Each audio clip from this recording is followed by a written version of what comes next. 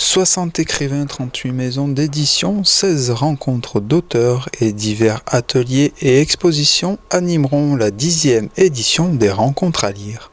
Tous les ans, ça s'enrichit. Nous avons des fils rouges, des auteurs qui reviennent régulièrement parce que nous les suivons et qui nous font l'amitié de revenir animer cette manifestation. Et toujours le plaisir de venir, comme j'ai dit tout à l'heure, de picorer, découvrir des auteurs, flâner au milieu des stands et rencontrer la littérature. Et aussi tout un volet qui me tient particulièrement à cœur, qui est un volet jeunesse, quelque chose qui nous tient à cœur parce que c'est la porte d'entrée à la culture, la lecture.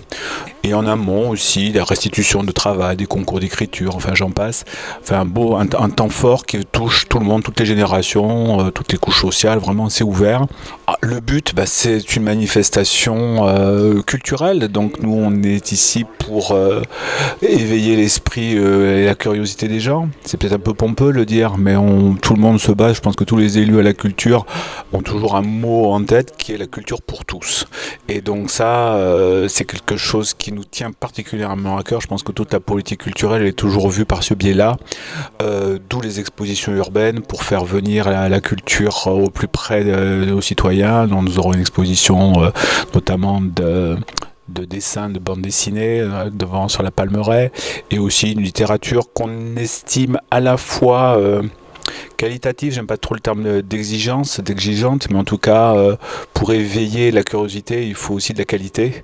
On peut pas je pense que quand on veut faire découvrir un mets ou un vin, on donne pas de la piquette, hein. On essaie de faire découvrir la qualité d'un mets avec la qualité. C'est pareil avec la littérature, donc des auteurs à la fois empreint de grande qualité littéraire, mais aussi de qualité humaine, vous verrez. Et donc ce sont des moments forts. Des rencontres se dérouleront à l'Atrium Culture, qui a été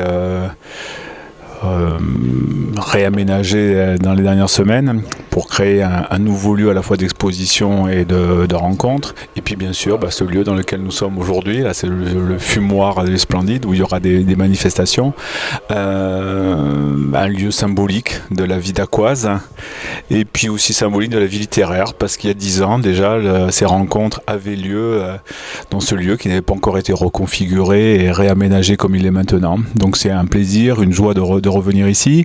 C'est un bel écrin digne des invités que nous convions, des éditeurs, des auteurs, puis digne aussi du public qui vient et qui fera une pierre deux coups, viendra se nourrir de littérature et éventuellement se nourrir de la gastronomie du nouveau restaurant.